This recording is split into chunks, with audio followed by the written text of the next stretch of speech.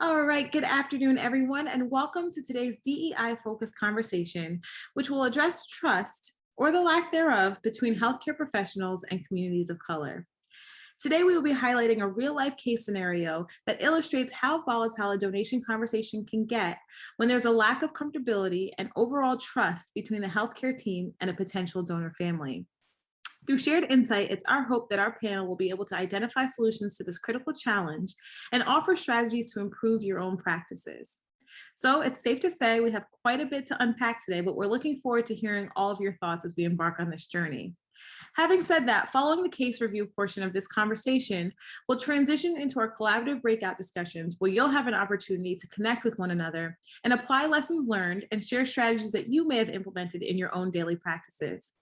Once we've concluded the breakout discussions, we'll return to the main session where we'll collectively share some of the insights and key takeaways captured. Now, to help us ensure that this is a successful and engaging experience, I'd like to ask that you take note of the following rules of engagement. As you can see, this is not our typical webinar platform, so to ensure that you have the best view of today's discussion, we do recommend adjusting your view so that you can see the active speaker window only. To do so, please navigate to the upper right-hand corner of your screen and set your view permissions to speaker view. Now, upon joining us for today's discussion, you may have also noted that your audio lines have been muted. This is to help us ensure that we have the best audio quality for our presenters. Please remember to keep yourself muted at all times unless you're actively speaking during the open Q&A periods. As mentioned, we'll be offering a collaborative breakout discussion opportunity at the very end of the program. So in preparation for that, we'd like to request that you turn on your camera. We always want to see your faces, but would especially appreciate seeing them during those sessions to allow for better engagement with your colleagues. Lastly, this is meant to be an interactive, engaging learning opportunity. So please take advantage of the chat feature. If you have any questions for our panelists or for your colleagues, please feel free to submit them at any time using the chat box. Likewise, should you want to add to the conversation and share your thoughts, you're welcome to submit your comments at any time. For those of you who submitted questions during the registration process, please know that we've done our best to compile them and we'll work them into today's discussion. Now, additionally, during our time together, we will be utilizing the Mentimeter tool to provide you with an opportunity to actively participate in the discussion and share your valuable insights with our presenters and your colleagues in the community. So to submit your comments, please navigate to menti.com and when prompted, enter the code 11573276. Should you have any difficulties accessing the tool, please feel free to contact us directly through the Zoom chat. Now, for anyone interested in continuing education credits, please note that we are offering 1 CEPC credit and 1 nursing contact hour for your participation in today's discussion. Following the conclusion of the program, you will receive an email from us with detailed instructions on how to claim your credits. Now, having said that, even if you're not interested in CEs, we highly recommend obtaining a certificate of attendance so that you can complete the post-event evaluation to provide us with your feedback. Now, as an added note, today's discussion will be recorded and made available on demand for your convenience. Having said that, please note that the discussions taking place in your respective breakout rooms will not be included. Details on how to access the recording itself will be shared via email following the conclusion of today's program. Now, lastly, for anyone joining us today as a group, please take note of the following poll and complete the poll to indicate approximately how many people have joined your group. Now, at this point in time, I'd like to go ahead and begin today's conversation by giving a warm welcome to our moderator, Ramona Chapman, who serves as a Community Outreach Manager at Gift of Life, Michigan. Joining Ramona today for the discussion is Sherry Barger, Executive Director of Public Trust, Ingrid Palacios, Multicultural Community Outreach Program Manager at New England Donor Services, Belinda Jones, Program Consultant here at the Alliance, and last but certainly not least, Glenn Matsuki, who also serves as a consultant here at the Alliance. And with that, I will stop talking and go ahead and turn the floor over to Ramona. Thank you all. And I just want to join you in just welcoming everyone to this phenomenal discussion that we're looking for today. And I think even the great things about things not starting out perfectly is that just kind of leads into what this particular conversation today is all about. It's about building trust between healthcare institutions and diverse groups. It's about our flexibility. And so I am so excited that today we're going to have this discussion about building trust. Well, again, I want to give us an overview of our case review. This case that we're going to study today, once again, as Deanna shared, is a real life case. It talks about the untimely and unfortunate death of an infant boy who is a Hispanic and African American. So it automatically brings in diverse ethnic communities, but once again, one community. And in this particular case, because it is an infant, emotions are high. And the dynamics between the various family members are tense. The parents are no longer together, and the mother is in a relationship with someone else. And as a result of that, while this child is in this person's care, is when, unfortunately, this child experiences death. And as a result of this, accusations are made. There's a police investigation. All the things that you and I are familiar with and sometimes find ourselves involved in when we enter into someone else's world. And as a result of that, this particular case is going to talk about and showcase how those various entities, the clinical team that has to pronounce the child brain dead, and how that particular diagnosis is shared with the family. And again, how the hospital involves themselves, as well as the organ procurement team, to initiate steps for the donation process. And so in this particular case, this particular panel is going to show a organ donation advocate, a mom, a dad, and a primary nurse that is really responsible for building trust between the healthcare entity and our diverse groups. And so as we began, I always like common ground. And that common ground is going to be, we're going to ask a question. And that question is, how do you define trust? And exactly what does trust between healthcare professionals and communities of color look like? You are engaged in this part. How do you define trust? And so if you can share your particular response using the Mentimeter, we will be extremely, extremely grateful.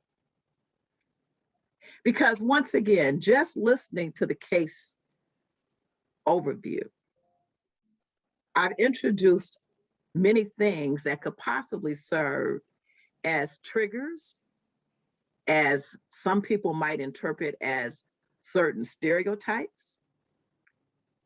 I have introduced in a case study, without you knowing the details, things that cause us to mistrust rather than trust. We understand that this particular case has a very highly sensitive, is very highly sensitive in nature, that it involves a child, that it involves situations that some might seem are not ideal. But we want you to know that this is a case that has been presented to us. It is not a case that is to try to reinforce any of those particular stereotypes, because that's not what we do. What we do, however, is we begin to dismantle the mistrust so that we can build the trust. And so I'm excited about how our panel will begin to show us how to dismantle the mistrust and then build trust. And then we'll have an opportunity to definitely share that. And so, but before we do that, Deanna, if you could share some of the ideas that have been shared. So I'm going to see if I can see them. You might have to zoom in and read them for me, Deanna. But I see that someone is saying, belief that someone is truthful and reliable. That's something that helps to build trust. Again, Deanna, I'm going to ask that you read them. I'm sorry. Okay, I can see it now. Providing honest answers and keeping families informed about what is happening so that they know what is expected. Okay. Another one is that trust is knowing that your interest of one being recognized and been acted upon without question. That being, that between the communities of colors, that there is a trust and understanding that needs to be developed. And so forgive me if I just put some words in there. It's only because I cannot completely see what is being said. Someone is saying transparency and care and respect. So I think what I want to do is say that we've asked the question and we've heard numerous definitions of about what trust is. And somewhere in these numerous definitions of trust, there is a definition that is for all of us. And so what I want to suggest is that that trust definition in different ways, no matter how we have expressed it, is still all saying the same thing. That the language of trust is about being transparent, about building a sense of belonging, of information. And so with that, I am now going to ask that our panelists will begin and share with us on this case study.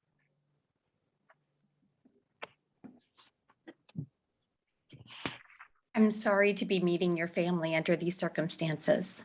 This is a conversation that no parent ever wants to have. Can you tell me what the doctors have explained to you about your son? They say he has a problem with his head and his eyes. I don't know how it happened, but he must have fallen from his crib. He has been teething and crying all the time. Maybe he has a toothache or something. They say he has a detached retina. The police have asked me what happened to him, but I was at work all day. He was with my boyfriend. When I came in from work, the baby was too still. He was just lying there kind of limp. He must have fallen and hit his head somewhere, but he doesn't have any broken bones that I could see. We have been here waiting for them to tell us what's really wrong with him. They took my boyfriend out to talk to him about what happened a while ago. He was very upset and crying over my son by the hospital bed, but I told them everything I know.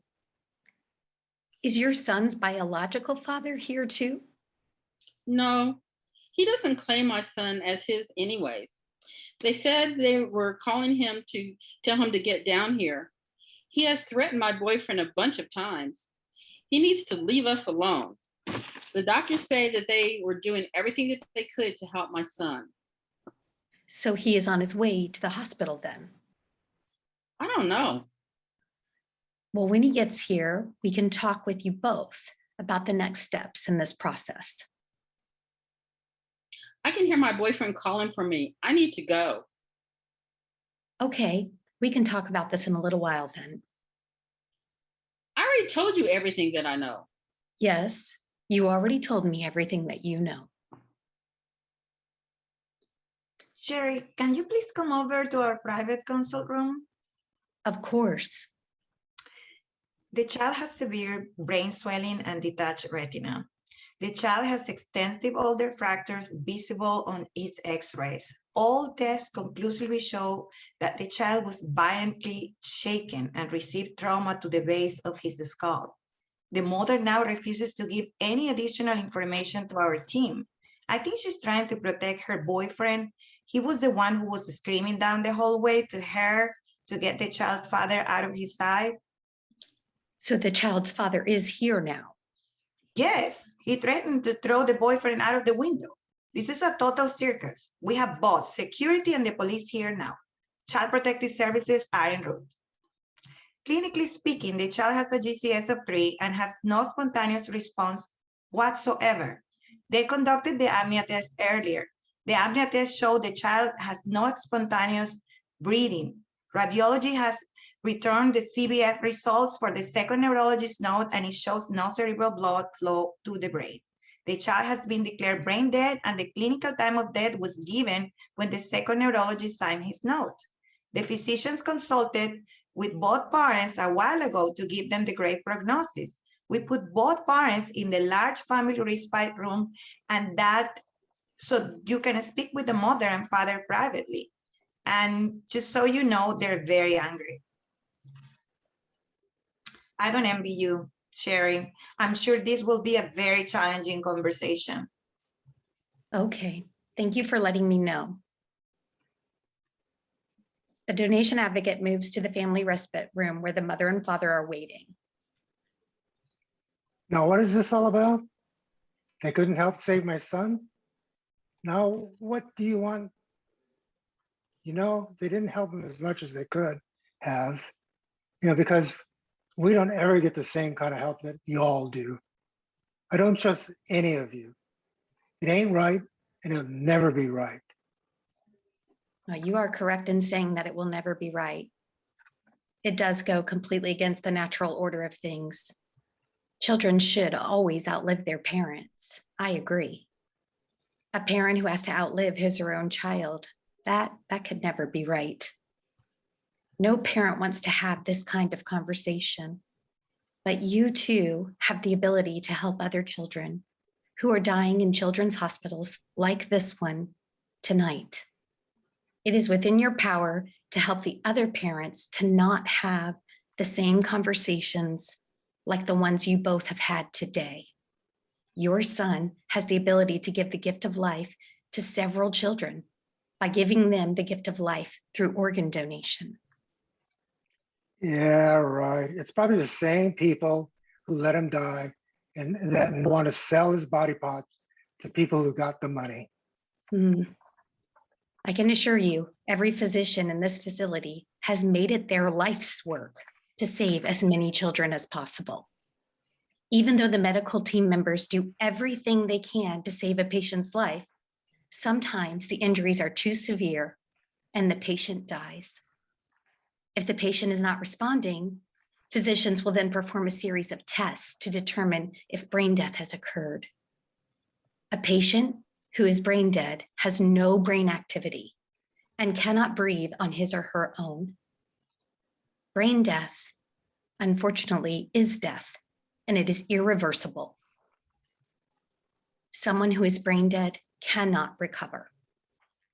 Only after brain death has been confirmed and the time of death noted, only then can organ donation even become a possibility.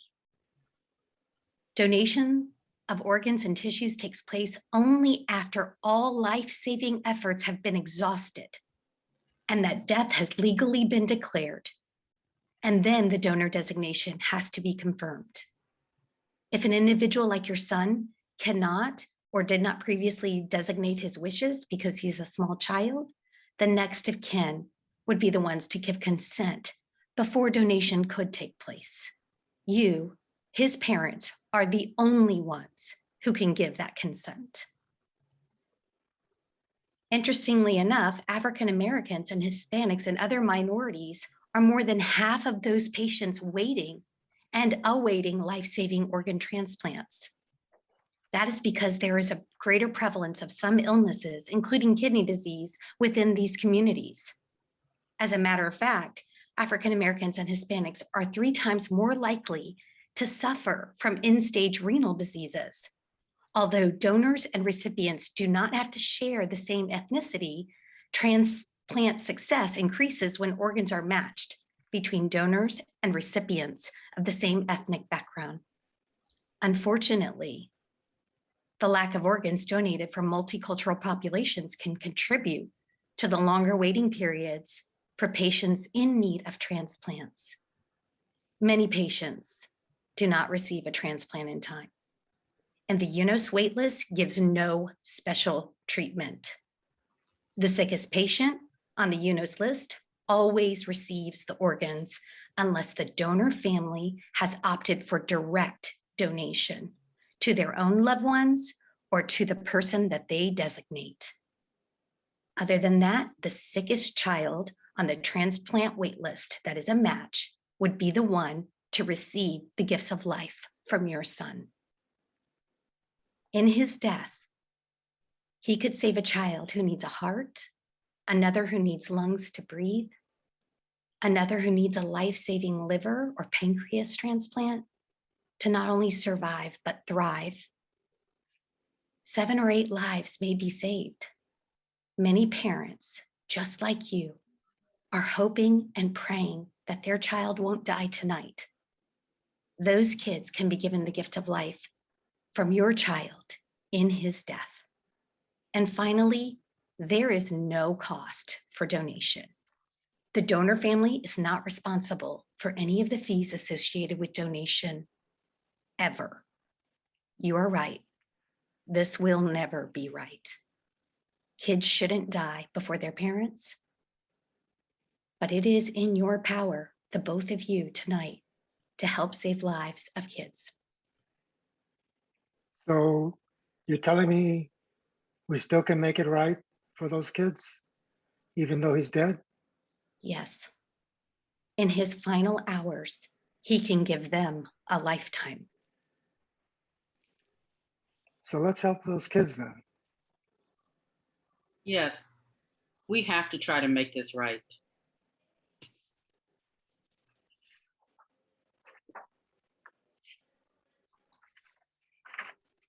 Thank you. Thank you. I can just thank you for our panelists. So before we get into the questions, and this is going to be a discussion between the panel, and I'm just going to try to facilitate it the best I can. If you notice, I didn't do something intentionally, and that was to have us involved in active listening. I didn't identify who the father was. I didn't identify who the mother was, or the nurse, or the donor advocate. And that was done intentionally, so that we would have to listen to the words that were being expressed, the feelings that were being expressed, to bring us into this conversation of trust. So the first question that I want to ask are, what are some of your responses to this particular case scenario?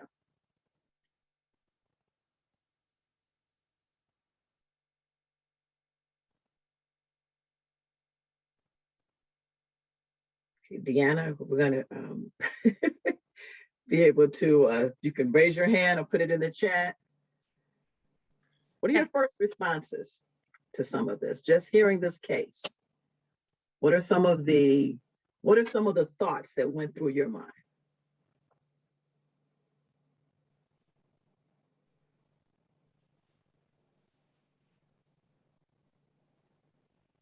I can see in the chat, there's a comment that says good simulation. Consistency builds trust. And now they're starting to come in. Okay, very good. It says, it is not easy to convince grieving parents.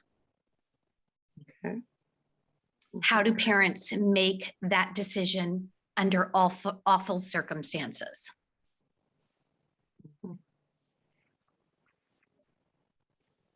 Okay.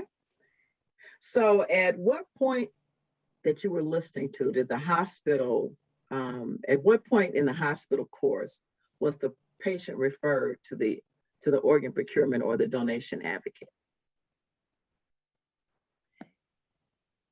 And how did that transition from clinical to the care team of the organ procurement organization representative go? So after brain death was declared, the OPO was notified. Okay. And in fact, I also thought that the course of the way that the patient was transitioned from the clinical care team to the OPO representative, I think was, what is within the normal practice that OPOs and hospital teams should be doing.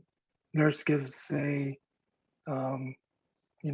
assessment, and then kind of gives an assessment about the family itself.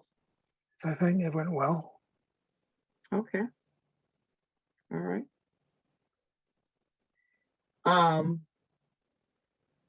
So let me ask a question. Which of the parents were Hispanic?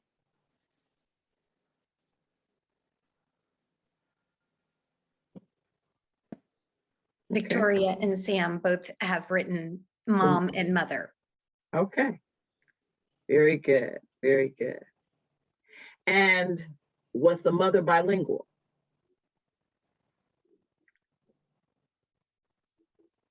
The mother was in fact bilingual, but as the donation advocate, I did not learn that until much later in the process when additional family members arrived from the Dominican Republic and identified themselves by speaking Spanish.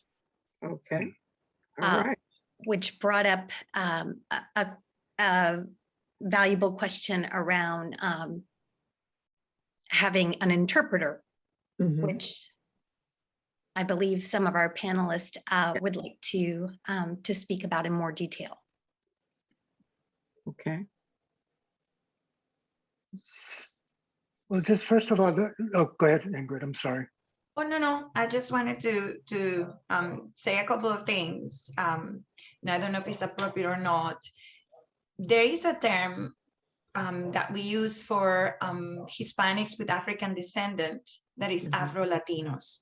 And for some reason, we haven't, we as a society, we think in our heads African descendants or African and Blacks, and then Latinos are for some reason separated of that. But we have a huge population of Afro-Latinos that identified as Afro-Latinos. Sometimes they identify as Blacks or they identify as Latinos. So that is something that should be taken into consideration when we are approaching families or even in the community, not to make those assumptions just because of the color of our skin or the language that we speak. We Latinos are a mix of, we are not considered a race, but ethnicity. So we are a mix of different races. In this case, this family, I don't know how the mom looked like, but it could have been Afro-Latina or even the father too, or the mom was Latina, the father was African-American. So I just want to say that piece because I think it's important to know. And wanted to just make a quick differentiation between interpreter and a translator. A lot of us professionals, when we are out there, we're talking about, oh, we need to bring a translator. Who's the translator? It's kind of like a common thing to use, but I just want to let you know that the key difference between interpretation and translation are found in each service's medium and skill set. Interpreters translate spoken language orally. So when we are asking for someone to come and translate verbally, that's an interpreter, while translators translate the written word. So that is something that is important for us to also highlight here. An interpreter is a person especially trained to cover oral messages from one language to another. A translator is a person especially trained to convert written text from one language to another. In the ideal world, the hospitals will be providing these interpreter services, or we will be using the language lines. So we have a trained medical interpreter doing these interpretations or these verbal translations versus using family members, which sometimes is the easiest thing. Oh, well, your daughter speaks English or your cousin speaks English, so this is what we're going to use. So that's something that we as donation professionals and transplantation professionals should be advocating for. Having a trained medical interpreter there that's provided by the hospital or the language line. Absolutely. Go ahead, Sherry. I'm sorry. I was going to say in the chat, they're just echoing Ingrid's words that Yeah. interpreters should be available upon short notice, and that it's a very good point to make the distinction between an interpreter and a translator, and the translator being the one to provide for written word as opposed to speaking. So it's just being reaffirmed in the chat. Yes, so we're going to say the same thing. I think, once again, that reaffirmation of someone who is not an immediate family member, emotionally connected, that is also experiencing the same trauma is something that, you're right, Ingrid, we should be advocating for. So what about the family dynamics that are going on in this particular case? Do you feel that there's tension between the boyfriend, the father, and how involved do we think that the biological father was in the life of this particular child?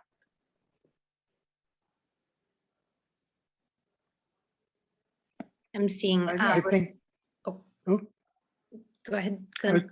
I was just going to say, in kind of retrospect of how the nurse kind of introduced the case to the donation advocate, I think perhaps more of a discussion about family dynamics would have been helpful to probably kind of normalize the situation between the biological father and the boyfriend, etc. But that was my only observation. As the mother, one of the comments that I made was that the father, that he doesn't claim my son as his anyway. So I think that laid the groundwork for making certain assumptions. Right. And those assumptions may lead to biases that, Yeah, just because I said he doesn't claim him anyways doesn't mean that he hasn't been involved. Right. And the nurse also. And it plays into our earlier discussion about what is it called, stereotyping. So there's the boyfriend, right?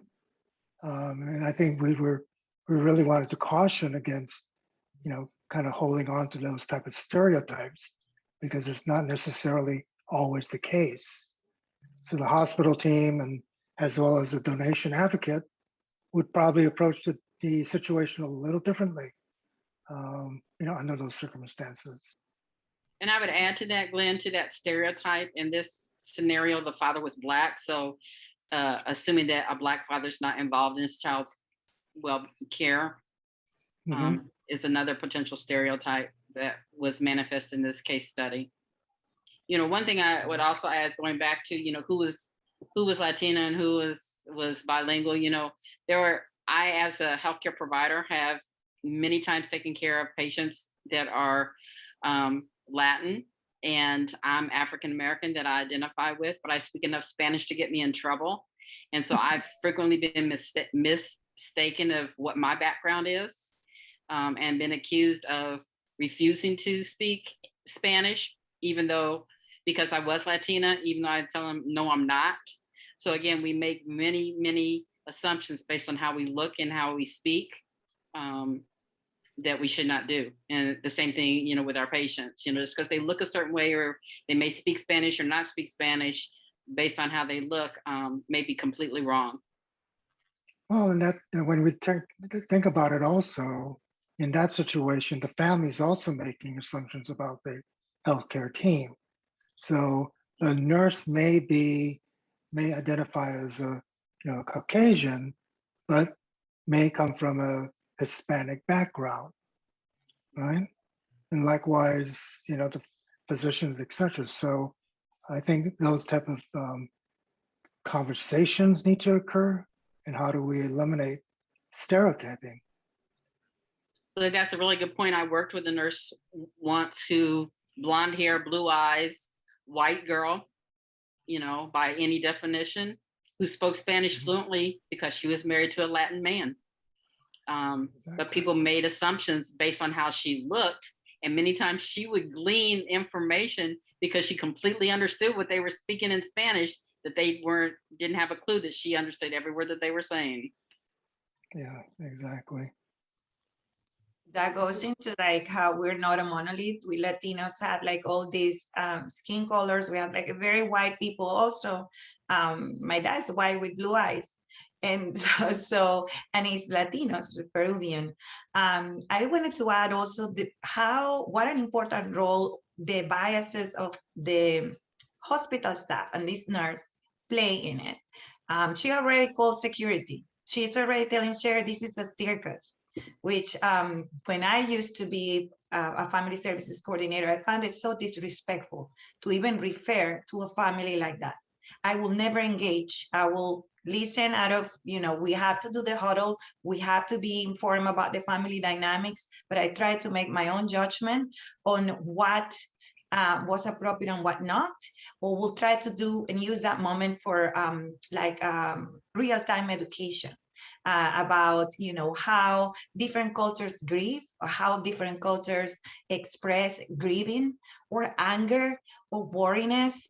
Talking about Latinos, I don't know how many family members were there, Sherry, but when we get sick, everybody, friends, family, the dog, the church, everyone is in the hospital. We are collective culture. And this is something that we actually take pride on. And it's something that it happens very organically. Everybody wants to be there and know what's happening. With African-American families, I also have seen this happening. We are very family oriented. We have several people that in just the mere presence of more than 5 people, that shouldn't be a trigger for the hospital to call security, to have security on hold. And 99% of the times, that happens. They're there, there's security being called. And so talking about trust, if you are in that family side, what kind of trust can you have with people, with your own family being escorted by security, with knowing this nurse is frustrated? She's frustrated that they're not getting it. The kid's brain dead, and she's just annoyed. This is a circus. He's being yelling. These people are grieving. Regardless of the circumstances, regardless of what's happening, who are we as professionals in the hospital side or in the donation side to make any judgments on how people need to grieve, especially considering different cultural differences, language barriers, maybe when it comes to understanding? Do we know that all this piece on the brain dead and the apnea test and the CBF and all of this was explaining to them with a medical interpreter, was this happening? We don't know that piece. And so I just wanted to add that. I would challenge our white colleagues that are on a call to really, reflect on what it is in people's grieving behaviors, those of, Latin and African-American particular backgrounds, when we're praying loudly, grieving loudly, crying loudly, talking loudly, why is that perceived as a threat and a need for calling security? Mm-hmm. I can see in the chat, both Ingrid and Belinda, a lot of echoes of both of your sentiments. Most ethnic cultures may behave in this manner. It's good to be aware of the family dynamics. It doesn't mean that certain individuals are not wanting to weigh in, but someone, may have a louder voice, for instance, and they not have the opportunity to express their opinions. I see here that a comment from Sarah. It says, I appreciate that the OPO representative stayed focused on the donation discussion and feelings related to the loss of their son and the ability to help others, rather than trying to address the lack of trust with the medical teams and the possible feelings the father was expressing regarding racial discrimination in healthcare. And steering clear of that, in Sarah's words, was helpful. So all very valuable points. Another chat comment, this situation is probably worse. During the pandemic, people may want to be there in the hospital physically, but 1, COVID, 2, COVID protocols plus. And because of the biases, the pandemic uses an excuse to call security. So this is a topic that's widely being chatted about in our group chat. And, my experience working in the ICU as an OPO team member, hospitals are very quick, even before the pandemic, very quick on calling security. And it bothers me that it's always part of their quote escalation plan. And to be very honest with you, I very much dislike the word escalation plan. When a hospital produces an escalation plan, in my personal opinion, it's to protect the hospital, but generally does not take the family into consideration. I would prefer to just, words is very powerful. I prefer that hospitals and OPOs would stop using the word escalation and call it a normalization plan. Because when you do that, the language changes, the tone of our action changes. I mean, if there's one thing we get out of this session is the elimination of the word escalation. We want to normalize the hospital experience. We want to normalize medicine. We want to normalize the organ donation process. That's what we're really here to discuss. So please, get rid of the word escalation. And also, I would love to hear, from our audience, how do they, what would they do to minimize the calling of security? Before that is that, sorry. Go ahead. A part of the chat here listed from Zainer, a louder tone from a grieving family member should not derail professionals from hearing what the family is saying. Right. Right. I know I'm not. No, Deanna, I was about to, bring you in, but I think that one concept that just came up about building trust, the change of a word from escalation to normalization is powerful in building trust. So with that, I'm going to toss it now to you, Deanna. No, I just wanted to add to the discussion here. I think is a perfect example that can relate back to one of our earlier programs where we emphasize the importance of practicing cultural humility. I think part of the bigger issue here, both on the healthcare team side and the family side as well, maybe even the donation advocate, was that there was a projection of one's own perception, and therefore that led to assumptions on how the family was processing things and the dynamics of the family. And then in turn, the way that was then conveyed to the OPO professional led to them potentially, drawing their own conclusions and assumptions. And the cycle is just kind of never ending. Whereas where we talked about quite a bit in our earlier programs was if you can practice cultural humility and step outside of yourself to really evaluate the situation and find a way to connect with that individual and meet them where they are, I think that can go a long way in pushing these conversations forward and building that trust. Asking questions, connecting with the family. Someone's comment earlier in the chat was, the donation professional did a really good job at really addressing the family's concerns and where they were instead of feeding into everything else that was going on. Sherry was focused specifically on the family and what they needed in that moment. And so I think that's a really important takeaway for folks to keep in their pocket. We have a habit of projecting, and we have a habit of feeding into our own biases and things that we feel, but that's not necessarily conducive to an effective conversation with a potential donor family. So again, just want to say, practice cultural humility.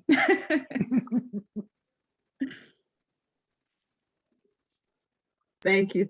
Well, again, the chat is going great, but I want to see if I can also engage another conversation by us using the Mentimeter. And I would like this particular question, and for you to please answer it, is what are some potential strategies that could be implemented to build trust between healthcare teams and families of color. Okay. And I believe we're going to go to breakout sessions now. We're going to wait until we kind of get a response from. But again, we have a couple of minutes before we okay. out. So if you folks want to submit your thoughts and strategies in Mentimeter, the code is here for you. It's 1157-3276. So feel free to share your insights there. And certainly to the panel, if you all have any thoughts or strategies that you've implemented in your own practices at your organizations, feel free to share that as well. Okay.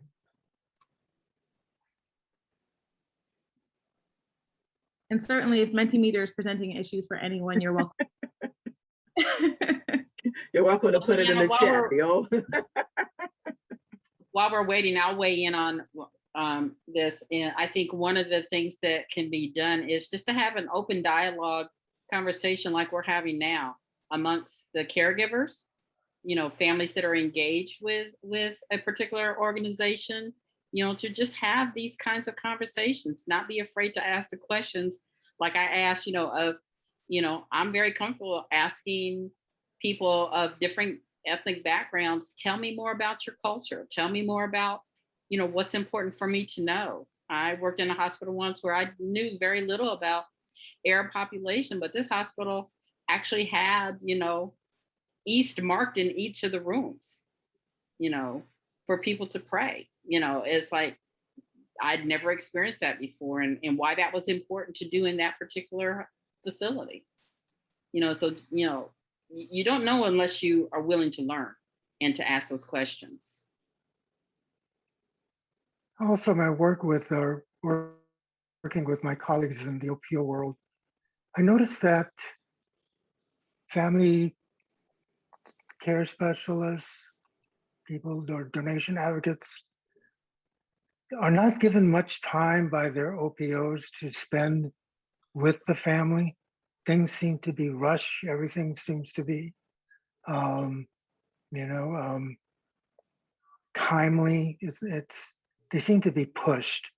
And so I think oftentimes, the OPOs tie the hands of their donation advocate. Sounded like in this particular case, Sherry had the time and, to ask the questions and explain things well. But I often see that, people are en route and not there when the family really needs our, advocacy. So. I want to add to that, because I'm a former family advocate, that sometimes not just mainly the OPO, but the hospitals. You wouldn't believe what I have heard, like, you need to hurry and talk to them because we need the bed, or they don't have insurance. And so we can have them, and that rush doesn't come necessarily from the OPO, it comes from the hospital. And sometimes it comes from the family. Some families are ready to have the conversation or are ready to pull the plug, as they will say, or those expressions that they might use at the hospital. And so really the family services coordinator or the donation advocate, it is very challenging. Sherry, in this case, had the opportunity to be able to give all this information and share this with the family, even though the family dynamics and everything was so challenging. But sometimes there's no time. And so that conversation looked very different. Right. While and sometimes slowing things. Oh, sorry. I was just going to say, I noticed one, there was a suggestion here to complete a family, what is it called, huddle, to kind of learn about the family dynamics. I think is important, and can also help to slow down the process a little bit, just so that the relationship and trust between the advocate and the family could be fostered. So I think those are great tools. I think in that vein, doing a family huddle would potentially have given some insight into, the more of the family dynamics and not make assumptions that the mother was trying to cover up for the boyfriend. Mhm. Because clearly in this scenario, mother was at work when all this transpired. And so, when she says, I don't know what happened, Right. to believe her and not just assume that she's covering for the boyfriend, because I don't know any mother that would not be concerned about the welfare of their infant child and what has happened to them, to get to this point while they were at work. She's still reeling from trying to figure out what in the world did happen, while she was not there. So making that Yeah, assumption that exactly. she was covering for the boyfriend, I think is very dangerous. I think, Belinda, that's a great point too, because I think that leads to a level of insensitivity to her own feelings. The assumption that the healthcare professional ran with was, to your point, she's protecting the boyfriend. And in saying that and doing that, I think you're discrediting how she's processing right now and what she's going through. And therefore, you're not able to actively be there to support her through that because you're worried about this assumption that she's more so concerned about her boyfriend and protecting him versus the wellness of her son. So I think that's a really important point too. So I would concur with everything. And I realize that I think I've seen in the chat that a couple of people are having challenges with the Mentimeter, and we're using both Mentimeter and chat. And so I'm just going to ask that you show us a little grace as we try to use these two tools of technology to have engagement. And I am going to ask Deanne if she would just share some of the strategies that people have listed in the Mentimeter, and then we can definitely look at moving to our breakout sessions. Fantastic discussion. So it looks like some comments we have here. It's important to have clear and open communication. Ask the family about fears and previous experiences. I think that's a great point. Open up to them. Part of it is being personable. So share your own personal experiences and try to explain things to the family in a clear and easily understandable terms. A lot of active listening comments, listen to listen, not to respond. Another comment here says, build a more diverse staff, which I think is a very key, important point. The easiest way to relate to someone is when you can identify with them. So having that diverse team to support these donor families will go a long way in achieving and building trust. Let's see, I think it's important for healthcare teams to validate the concerns and even allegations of exploitation and inequity, even asking the family to share more about those concerns instead of taking a defensive stance that says this is ridiculous. Some comments in the chat as well. The OPOs have access to other donor families and parents. Sometimes, and if time permits, it may be helpful for grieving parents in their decision-making process to speak to them via phone or Zoom. Important to have trainings with healthcare staff where there can be discussions about the importance of supporting families. And then, as shared earlier, the healthcare team needs cultural humility training, need to normalize situations when there is high stress and grieving. Healthcare team needs to empathize with families and show care and concern. Safety is also very important, but we don't need to jump to it. So it looks like more of the same. Again, just being more open to different views and opinions and cultural beliefs. I don't think we can estimate or understand, if you will, the impact that COVID has had on families and healthcare workers in these kinds of situations, particularly when there's limited visitation. But just in general, I find that people, are less tolerant, more easily motivated to make assumptions and jump to conclusions and behave accordingly. And I think that we have to really be conscious of that impact that COVID has had on both the professionals and the non-professional communities. As people, it's really taken a toll on mental health and people's ability to hear things as they really are and not as they are assuming that they are. Right.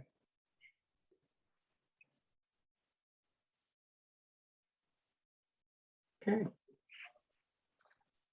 Well, once again, I think, fantastic responses to everything. And I just want to say thank you to our panel for definitely your role playing and for all of the comments, both via chat as well as Mentimeter in providing information. And we're going to have an opportunity for us to have a little bit more intimate conversations by us going into breakout sessions. And Sherry, I'm going to let you share if you would like at this point in time how we're going to, talk about some of the groundwork for our breakout session.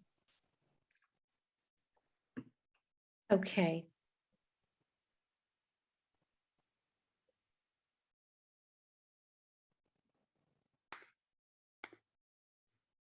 Deanna, I'm not able to view your slide as yet. Just a moment here, I'll pull this up for you. So here's our first topic. Can you see my screen? Okay.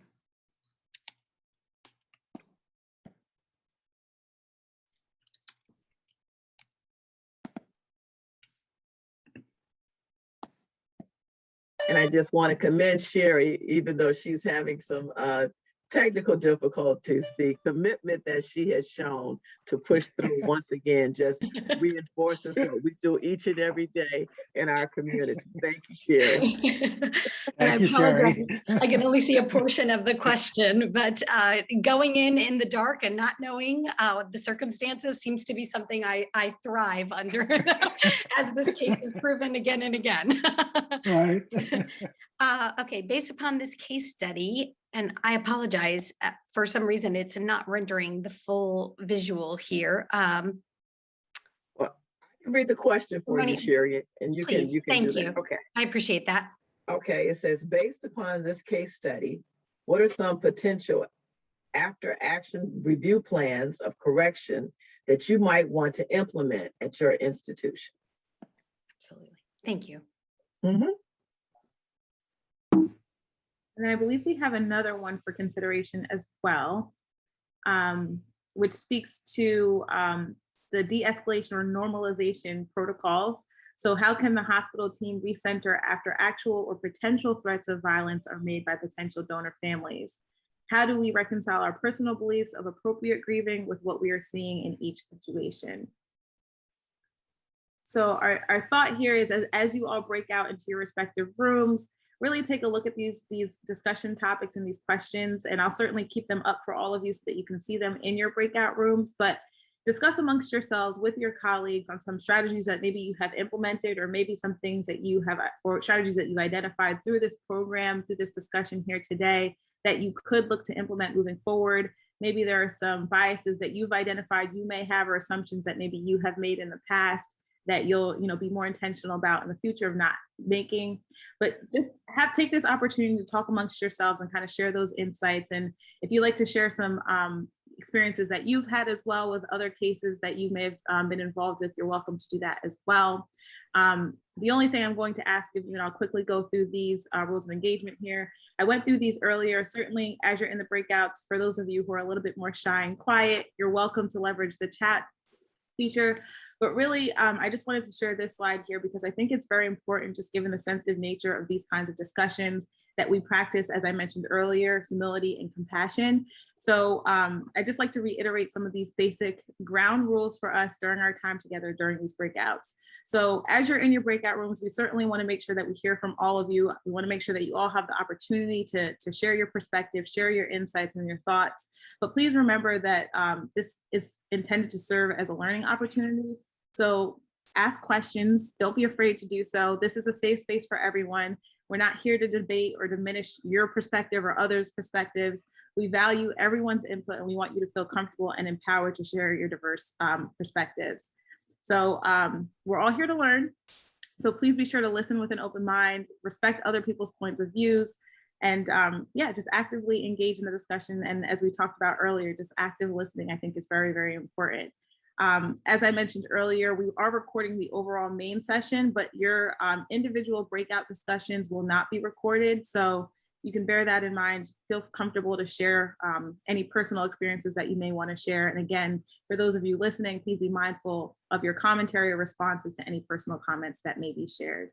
And so with that, I think, unless the panel would like to chime in and offer any additional insight, again, here are the topics at hand. I'll share these with all of you as you're in your respective breakout rooms, and we'll have a member from the panel in each of the rooms to kind of help guide the conversation. If you have any questions that you'd like to ask of them, they'll be available to you as well. And Deanna, just a couple points of clarification. One, security was called when the threat was made by the biological father to throw the boyfriend out the 4th floor window. So that did happen. Child Protective Services was en route to the hospital. So that also did happen. And finally, there was not a lot of information exchange about family dynamics whatsoever, as the staff was fairly active in responding to those threats and securing other folks on the floor and making sure that it was not a tangible, something that turned into a tangible threat. So I do want to add that because it's pertinent. Excellent. Well, with that, to give you guys enough time, we're planning for about 10 to 15 minutes here for your breakout discussions. I'll keep you all posted, but in the meantime, safe travels, and we'll see you back here in a few minutes. Bye, everyone. I just realized my camera's off. There we go. Deanna, that was a quick 15 minutes. We were mid-stride. Oh no! I'm having fun or having real valuable discussion, so I'm sorry to cut it short. But that was 15 minutes.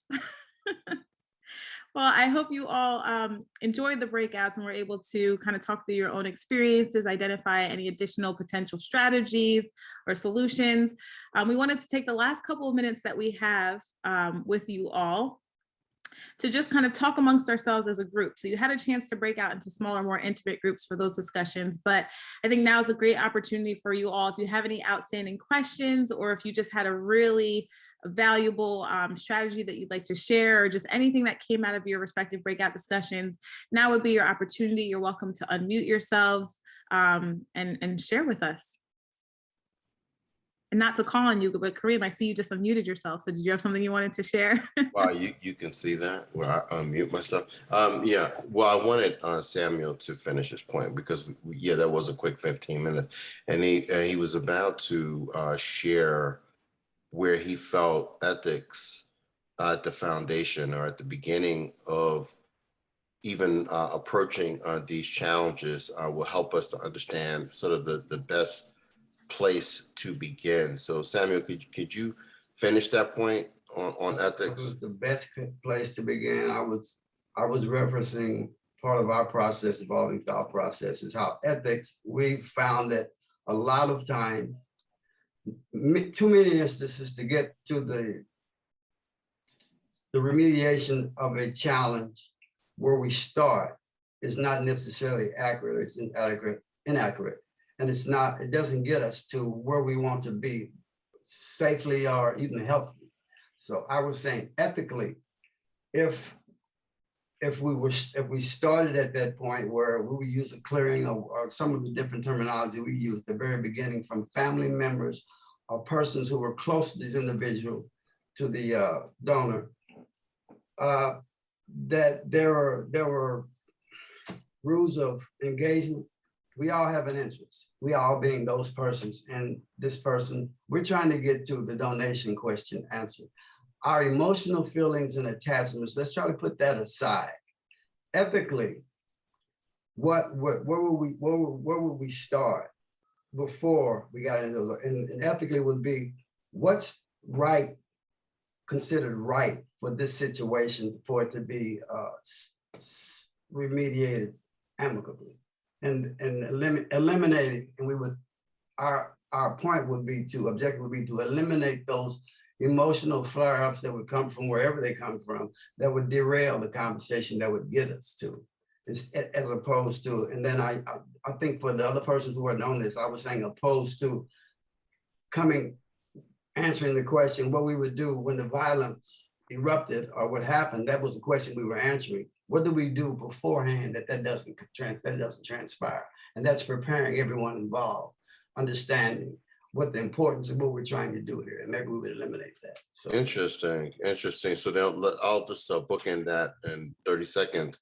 that I think what came out were a number of things, and Zaina has said some things, I'll let her speak for herself, but that a culture, right, creating a culture where all of this is understood by everyone that's involved is very key. And that if you look at the rudiments of how ethics is integrated in that culture, but then also in our practices, and how those ethical perspectives apply to approaches, you know, to situations.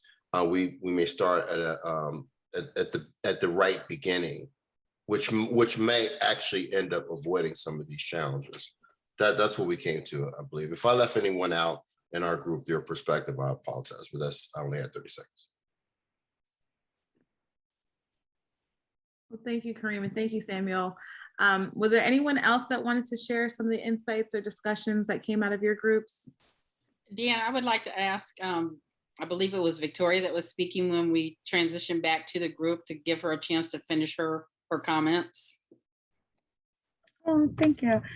Yeah, no, I was just saying that, you know, from what I was picked up at is I grew up in a very small town in Florida, and then, you know, moving to Daytona and working at one of the largest OBGYN offices that accepted Medicaid, I was exposed to a lot of new and diverse situations. And a lot of it, like I said, was just ethnic humility, like not realizing, you know, the struggles that other people go through just based off of, you know, their ethnicity. It's something that they were born with. And I'm very thankful now, like looking back, like in the moment, a lot of those things seemed really hectic and chaotic, but looking back over the years, it really taught me to just take a step back and be able to look at a situation and see people are not always processing things the same way you think or the same way you feel. And, you know, I don't know what this person went through at their previous facility or with their previous providers, and they have those fears, they have that anxiety, and just taking that step back and not taking things personal. Like that's a really big, important part of it to me.